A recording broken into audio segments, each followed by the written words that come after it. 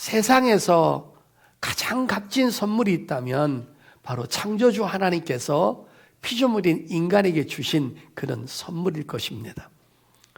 그 값진 선물을 가지고 우리 주 예수 그리스도께서 이 땅에 오셨습니다.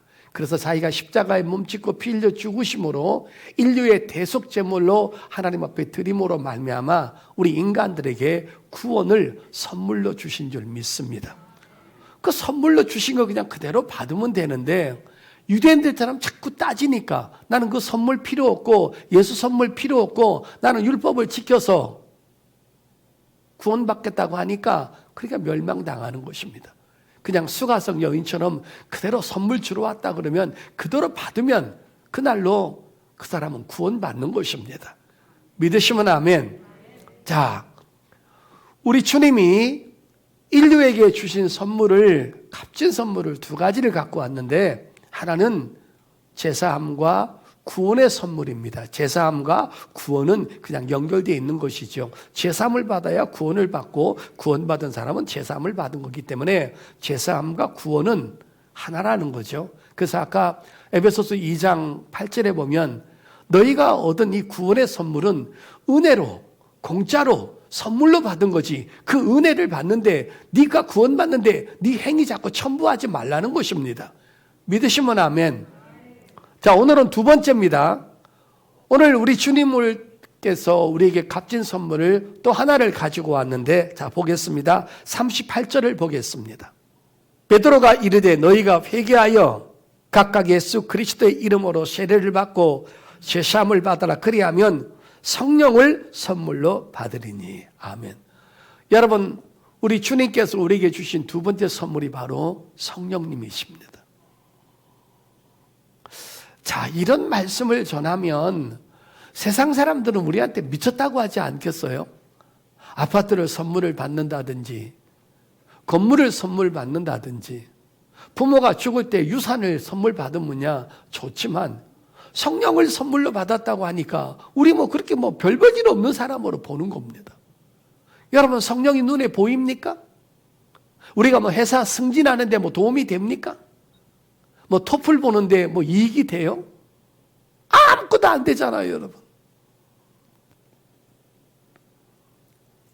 우리가 복음을 듣고 복음 앞에 순종하고 깨달아서 내가 죄인인 것을 인정을 하고 예수 그리스도를 우리의 구원의 주로 믿게 되면 우리가 그때 신분이 이제 어떻게 됩니까? 바로 우리가 하나님의 자녀가 되는 신분으로 바뀌는 것입니다.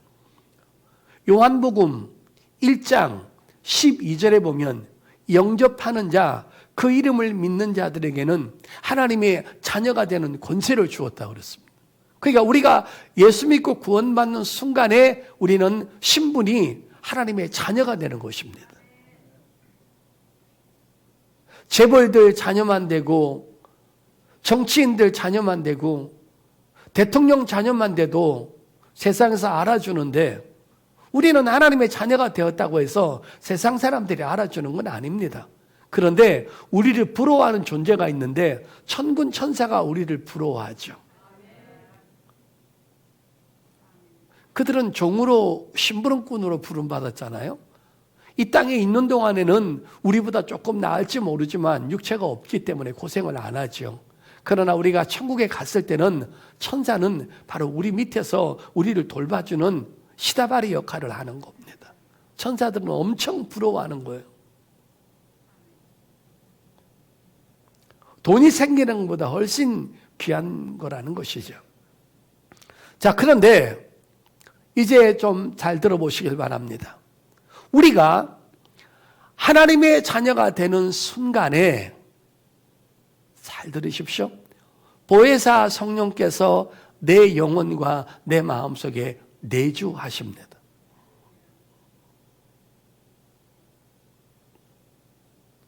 구약 때는 아무리 위대한 선지자라 할지라도 예를 들어 엘리야라든지 에레미야라든지 아니면 모세 같은 아브라함 같은 사람이라 할지라도 하나님의 성령께서 그들 속에 내주하실 수가 없었어요. 왜 그러느냐? 하나님의 성령은 영혼의 죄가 해결된 사람 속에만 들어가는 거예요. 구약의 모든 선지자들은 짐승을 잡아서 피의 제사를 드림으로 장차 오실 메시아를 기다렸기 때문에 육체의 죄는 1년에 한 번씩 없이 할 수는 있지만 그들이 갖고 있는 영혼의 죄는 해결할 수가 없었기 때문에 그 영혼의 죄가 해결되지 않는 자 속에는 하나님의 성령께서 그들 속에 내주할 수가 없었다는 것입니다. 신약에 우리는 어떻습니까? 예수 그리스도를 우리 구원의 주로 믿는 순간에 내가 내 영혼의 죄와 내 자범죄와 날마다 짓는 육체의 죄가 여러분 예수 피로 사해지기 때문에 내 영혼의 죄가 해결된 자 속에는 하나님의 성령이 무조건 내주하시는 것입니다. 이거를 받아 신학적으로 성령 세례를 받았다라고 말하는 것입니다. 그러므로 성령 세례는 한 번만 받는 겁니다. 그러나 성령의 충만함은 매일 받아야 되겠죠. 여러분, 구원이 죄짐은 없어졌다가 또 죄 안 지면 다시 들어왔다가 그건 아니라는 거죠. 구원은 한 번 받으면 내가 예수를 부인하기 전까지는 절대로 구원이 없어지지 않는다는 거죠. 그래서 여러분 잘 들어보시길 바랍니다. 성령을 근심케 할 수는 있습니다. 우리가 하나님으로 받던 큰 은혜를 약간 소멸할 수는 있습니다. 하나님 뜻대로 살지 아니하면. 그러나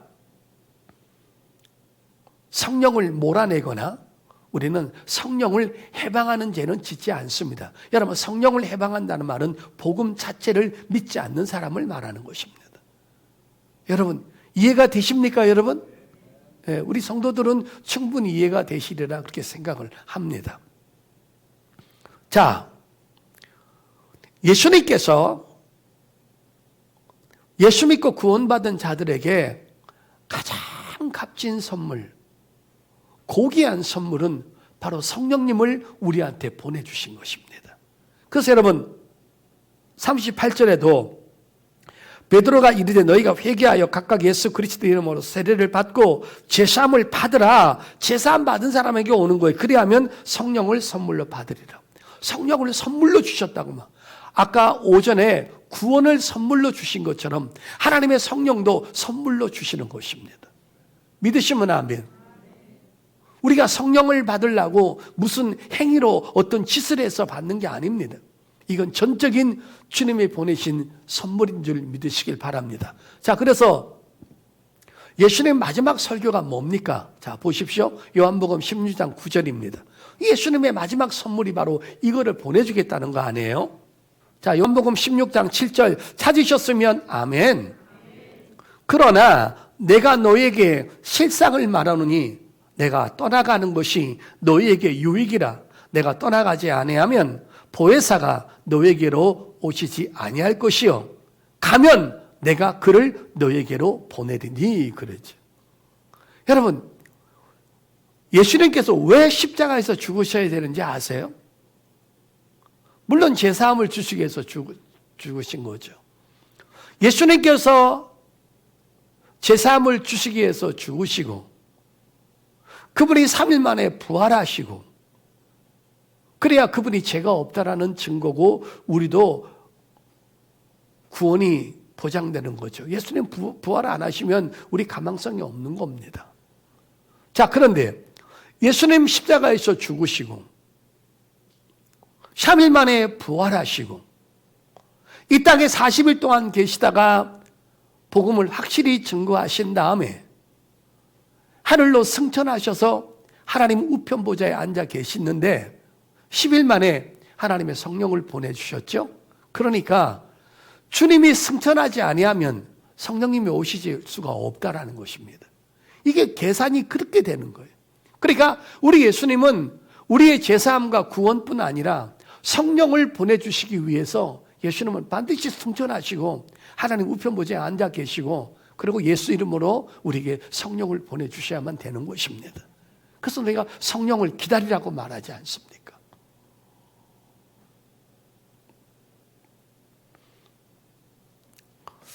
자, 사도행전은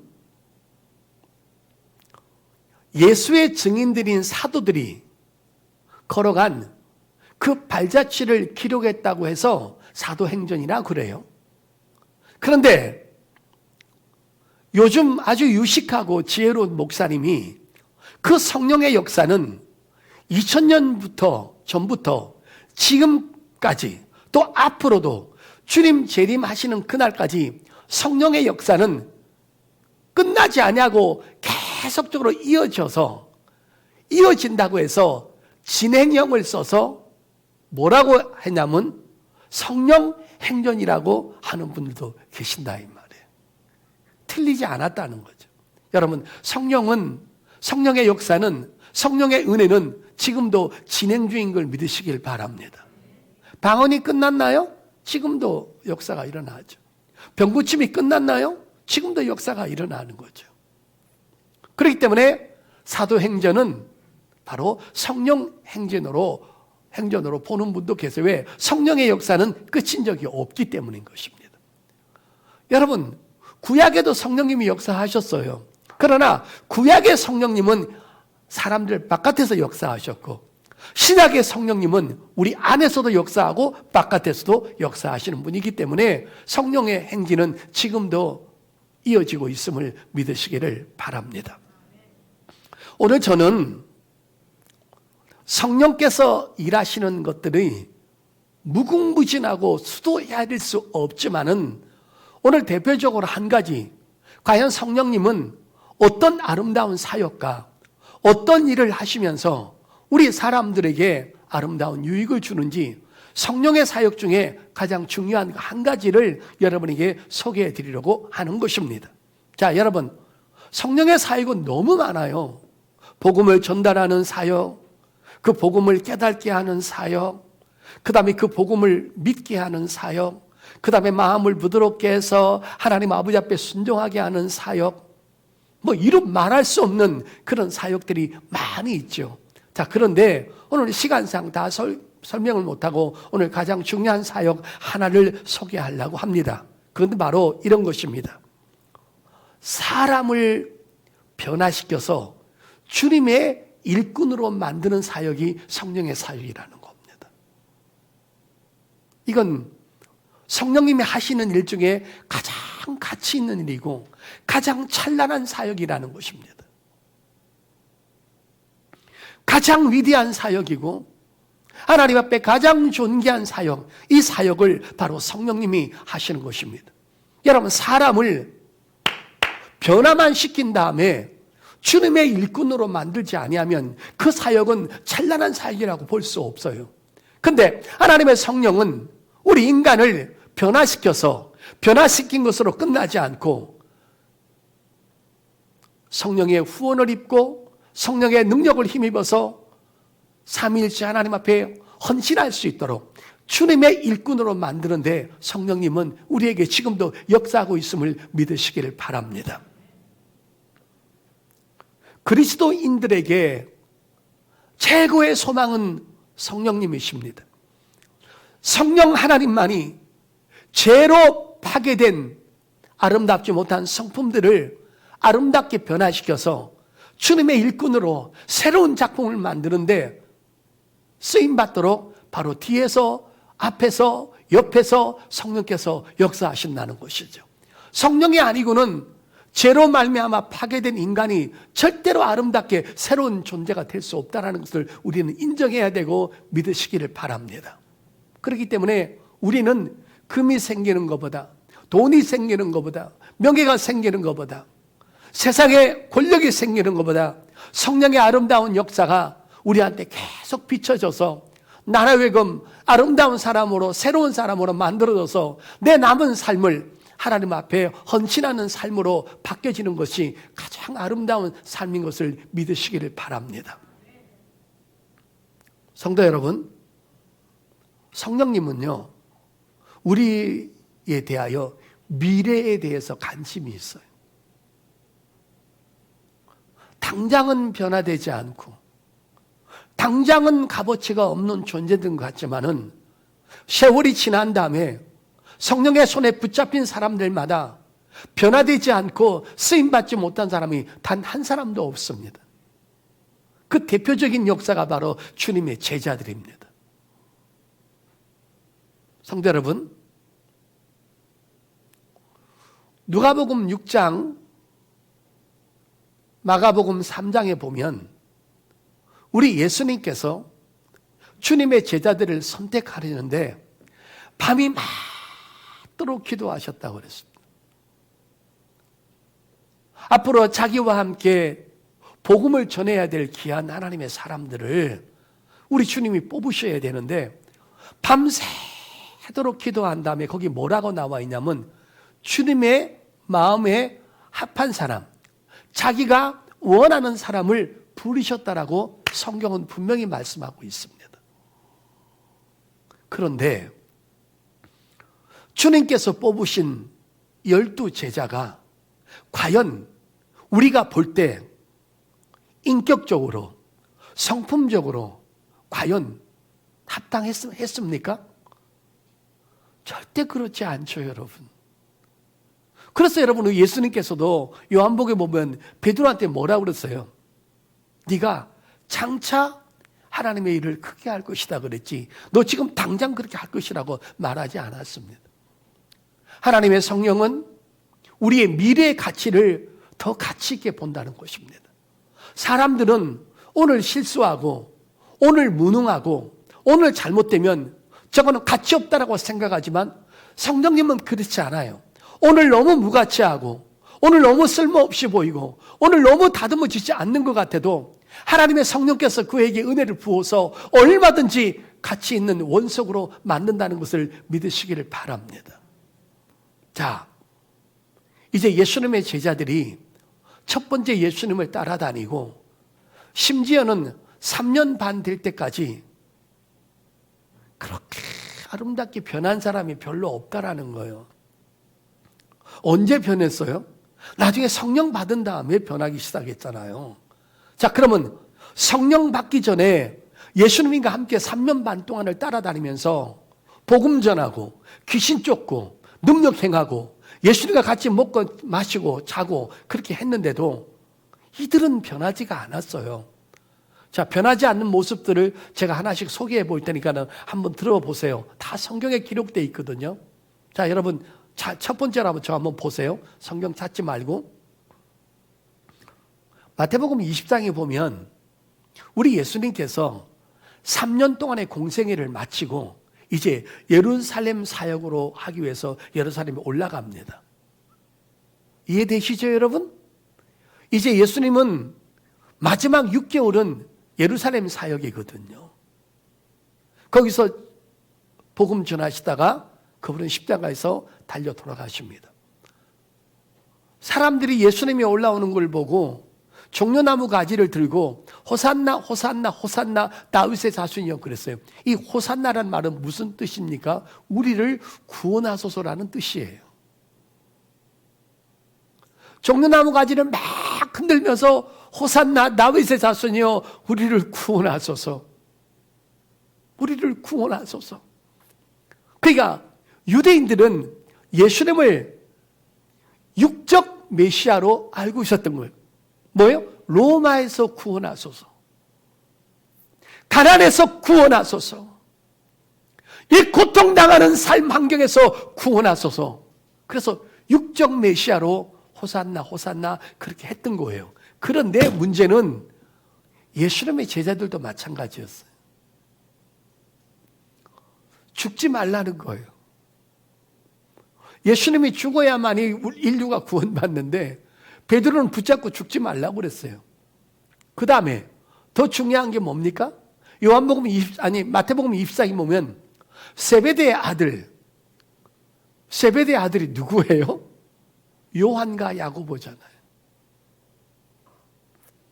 요한과 야고보의 엄마가 예수님 앞에 딱 당당하게 나타나서 뭐라고 그러냐면, 당신이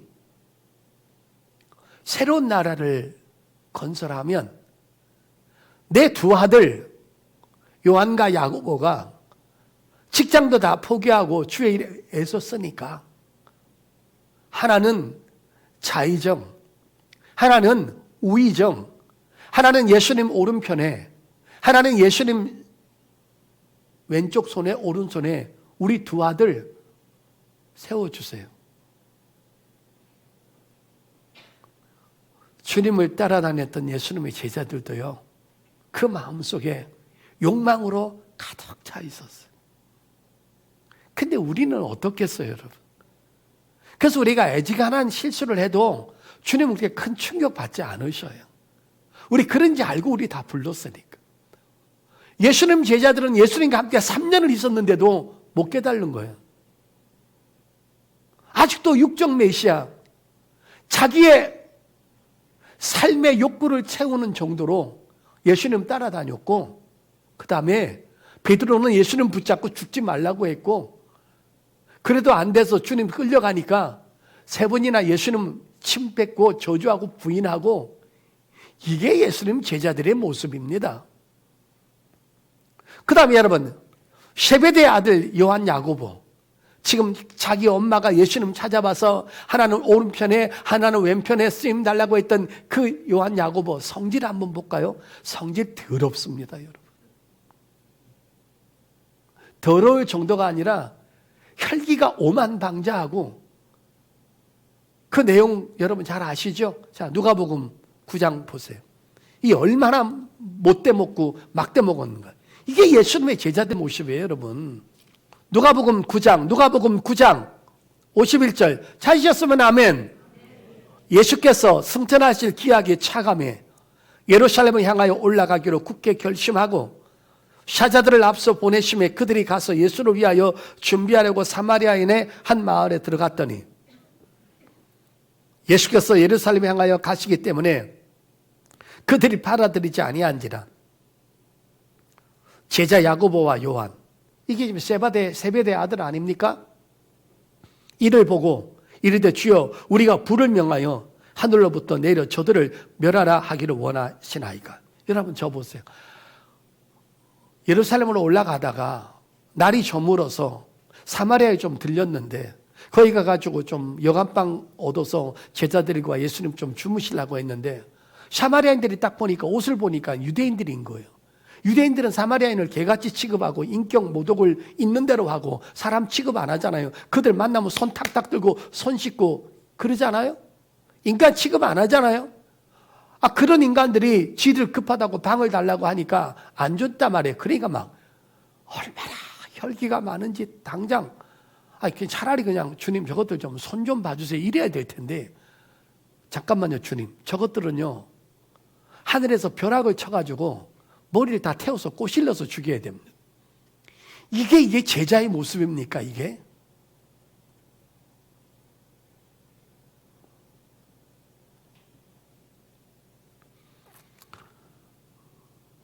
욕망으로 가득 차가지고 국무총리, 지금 말하면 국방장관, 내무부 장관, 국회의원 해먹을 욕망이 있질 않나. 지들 방 안 준다고 해서 하늘에서 불 떨어뜨려서 저것들 태워 죽이자고 그 잔인한 말을 서슴없이 하질 않나. 도마 볼까요?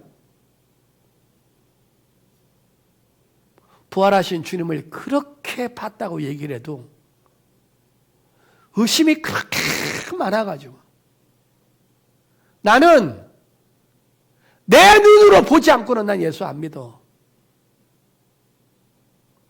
내 눈으로 확인할 거예요. 그때 주님 부활하셔서 8일 만에 나타나셔서 도마에게, 야, 너 손가락 한번 갖고 와봐.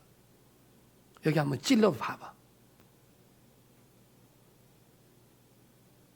제자라는 사람들이 인격이 이 모양이고 성질이 이 모양이고 의심은 대빵하고 예수님 따라다니면서 출세나 하려고 하는 이러한 인격적인 인격을 가진 존재들이었습니다.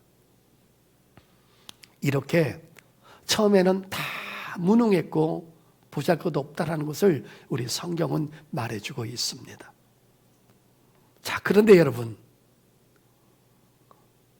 마가다락방에 성령이 오신 다음에 그들의 삶은 어떻게 변했습니까? 그때까지만 해도 형편없고 우리와 별 달릴 없는, 별 차이가 없는 그런 사람들이었지만 성령을 모신 다음에, 성령이 임재한 다음에, 성령의 충만함을 받은 다음에 성령의 손에 붙잡혔을 때는 그들의 인생관이 완전히 달라진 것을 볼 수 있습니다. 이제 한번 나열해 보겠습니다. 사도행전 12장의 1절 2절에 아까 불칼 가졌던 야고보가 헤로드 왕에게 첫 번째 순교자로 등장합니다. 믿으시면 아멘.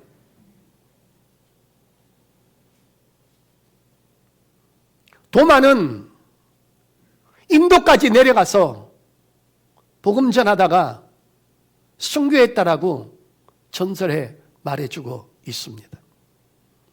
사도 요한은 마지막까지 변해서 그렇게 혈기방자했던 그는 요한 1, 2, 3소에 사랑은 여기 있으니 우리가 하나님을 사랑한 것이 아니요 긍휼이 풍성하신 하나님이 우리를 먼저 사랑하셨다고 주님에 대한 사랑을 선포한 자가 사도 요한이었고, 가장 오랫동안 살면서 밤모섬에서 주의 날에 하늘문이 열리고 하늘문의 음성을 듣고 성령의 역사로 요한계시록을 쓰면서 지금까지 하늘나라의 세계를 우리에게 전해주는 그런 귀한 하나님의 일꾼으로 성장을 했습니다.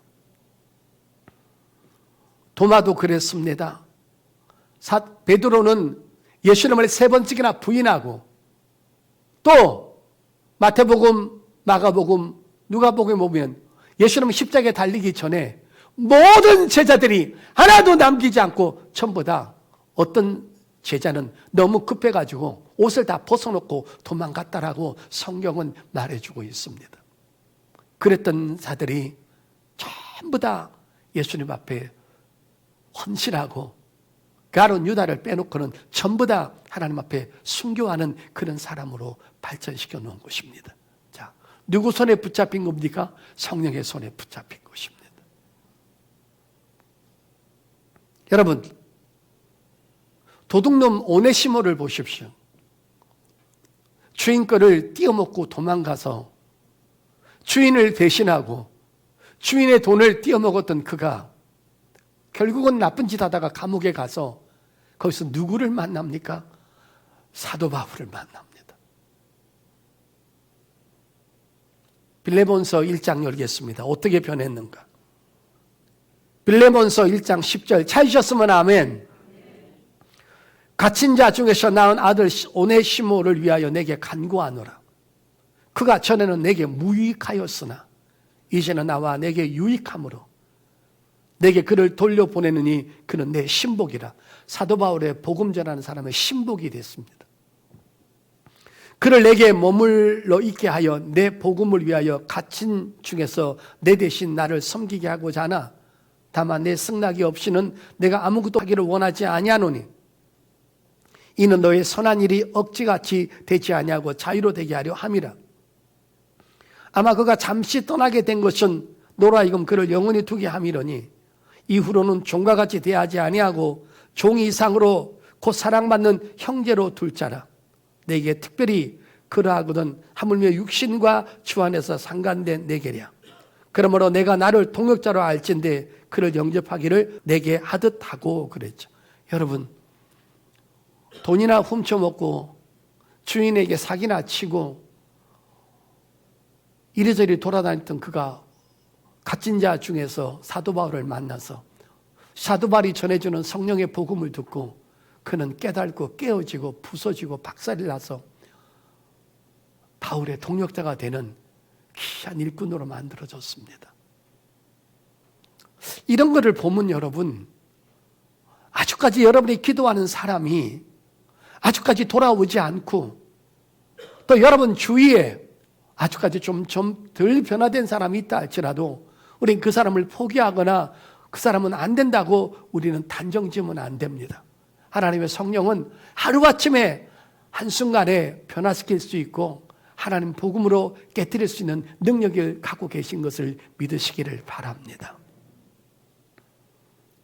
성령의 손에 붙잡히면 변화되어서 새 사람이 되어서 주님의 큰 일꾼으로 성장되고 있음을 성경은 말해주고 있습니다.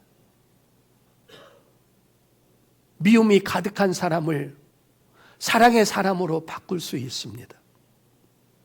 무능한 사람을 유능한 사람으로 만들 수 있습니다. 세상에 미쳐서 날뛰는 사람을 예수께 미치게 할 수 있는 능력이 성령 하나님께 있음을 믿으시길 바랍니다. 지저분한 것을 사랑하고 지저분한 것을 좋아했던 그 사람을 변화시켜서 거룩한 사람으로 만들 수 있는 능력이 성령님의 손에 있음을 믿으시길 바랍니다.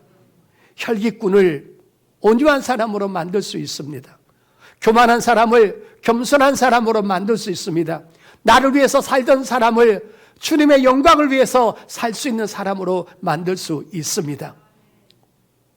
연속국에 미쳐있는 사람을 기도의 사람으로 바꿀 수 있고, 미움에 가득 찬 사람을 용서의 사람으로 바꿀 수 있고, 나밖에 모르고 세상의 출세 가도를 위해서 살았던 그를 주님을 위해서 헌신할 수 있는 사람으로 우리 성령님은 얼마든지 바꿀 수 있는 능력자 있음을 믿으시기를 바랍니다. 여러분, 성령님은 우리에게 정말 값지고 귀중한 주님의 선물인 것을 믿으시기를 바랍니다. 그분을 사랑하십시오. 그분과 상의하십시오. 그분을 의지하십시오. 그리고 그분에게 도움을 간구하십시오. 우리에게 최고의 선물을 주신 주님은 분명히 말씀하셨습니다. 요한복음 16장에 내가 떠나가는 것이 너에게 유익이라. 성령님은 우리에게 유익하신 분인 것을 믿으시기를 바랍니다.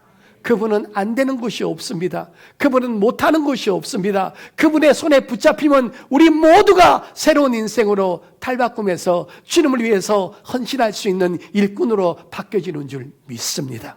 성경 마지막 찾고 말씀을 줄이도록 하겠습니다. 여러분, 스가랴서 4장 6절을 보겠습니다. 그가 내게 대답하여 이르되 여호와께서 스룹바벨에게 하신 말씀이 이러하니라. 만군의 여호와께서 말씀하시되 이는 힘으로 되지 아니하며 능력으로 되지 아니하고 오직 나의 영으로 되느니라. 아멘. 여러분, 오늘도 하나님의 성령은 내 속에서 내 바깥에서 역사하고 계심을 믿으시길 바랍니다. 우리가 조금만 겸손하고 조금만 그분 앞에 겸허한 자세로 엎드리고 그분에게 도움을 구하면 우리 성령님은 무능한 자에게 오셔서 유능을 주시고 아무 쓸모없고 가치 없는 자들을 변화시켜서 여러분 하나님의 일꾼으로 사용해 주심을 믿으시기를 바랍니다. 예수님의 제자들이 이렇게 변했다면 우리도 그만큼 변할 수 있는 가능성이 있음을 믿으시고 성령님을 의지하셔서 여러분 그분과 함께 하나님 앞에 열심히 다가가는 주의 열심히 하는 성령 충만한 사람들 될 수 있기를 예수 이름으로 축복합니다.